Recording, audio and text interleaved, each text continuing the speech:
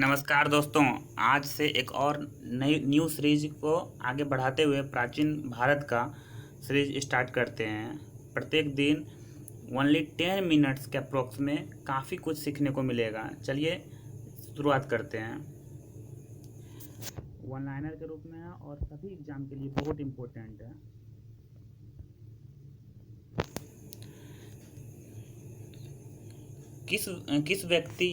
किसी व्यक्ति या समाज अथवा देश के से संबंधित महत्वपूर्ण विशिष्ट सार्वजनिक क्षेत्र की घटनाओं, तथ्यों आदि का कालक्रमिक विवरण को क्या कहते हैं? इतिहास कहा जाता है। इतिहास का पिता किसे कहते हैं? हेरोडोटस को। इतिहास के पिता किसे कहते हैं? हेरोडोटस को। प्राचीन भारत के इतिहास से संबंधित प्रथम वास्तविक पुस्तक किसे माना जाता है? तो राजतरंगिणी को। उत्कीर्ण चिन्ह वाले प्राचीनतम सिक्के क्या कहलाते हैं? तो आहत सिक्के कहलाते हैं। सिक्कों के अध्ययन को क्या कहते हैं? तो नुमिस्मेटिक कहते हैं। नुमिस्मेटिक में क्या होता है? सिक्कों के अध्ययन को नुमिस्मेटिक कहते हैं।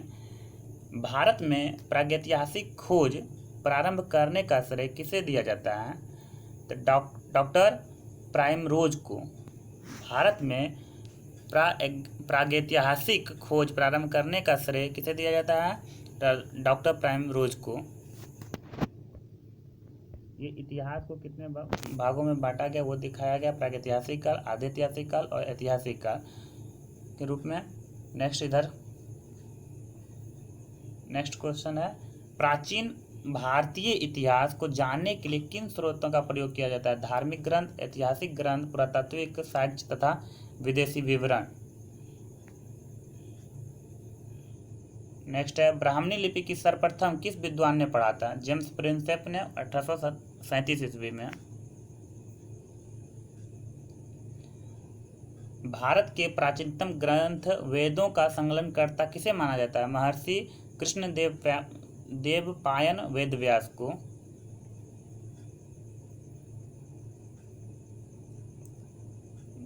भारतीय प्रागैतिहासिक अध्ययन से संबंधित प्री हिस्टोरिका इंडिका किसकी कृति है?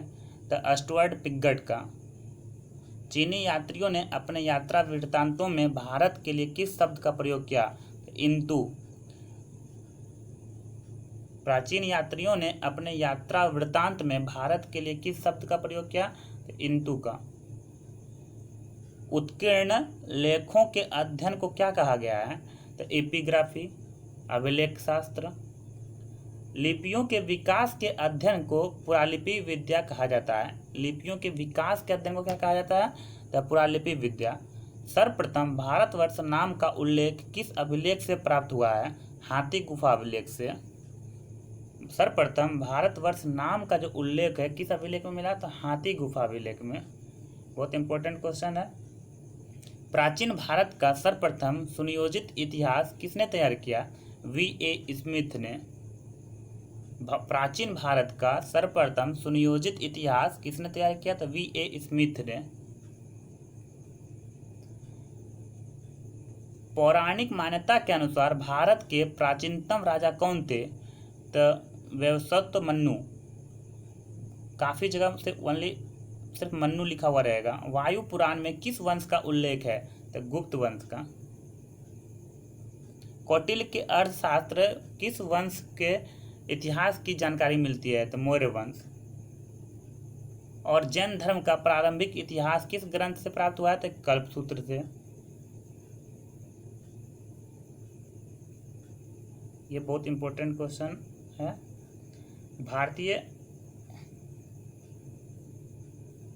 भारतीय पुरातत्व सर्वेक्षण किस मंत्रालय के अंतर्गत आता है? भारतीय पुरातत्व सर्वेक्षण किस मंत्रालय के अंतर्गत आता है? तो सांस्कृतिक मंत्रालय के अंतर्गत।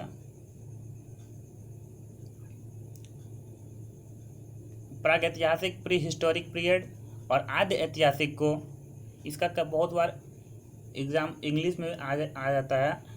प्रागैतिहासिक काल को प्री हिस्टोरिक पीरियड कहते हैं, आद्य ऐतिहासिक को प्रोटो हिस्टोरिक पीरियड कहते हैं और ऐतिहासिक काल को हिस्टोरिकल पीरियड कहते हैं। पुरातात्विक साक्ष्य अध्ययन का एकमात्र स्रोत, क्योंकि लिखित साक्ष्य उपलब्ध नहीं, और आदि ऐतिहासिक जो लिखित साक्ष्य उपलब्ध है किंतु अपठनीय है। ऐतिहासिक काल तब से माना जाता है जबकि पुरातात्विक एवं साहित्यिक के लेख उपलब्ध है। साहित्यों के ऐतिहासिक काल, पुरातात्विक एवं साहित्यिक दोनों प्रकार के साक्ष्य उपलब्ध हों उसे ऐतिहासिक काल कहते हैं। एक तरह बोल सकते हैं छोटा मोटा ये डिफिनेशन है प्रागैतिहासिक काल का, आदि ऐतिहासिक काल का और ऐतिहासिक काल का। ये सीरीज आप लोगों को कैसा लग रहा है कमेंट सेक्शन में कमेंट करें एवं शेयर, सब्सक्राइब एंड लाइक करें। जय हिंद।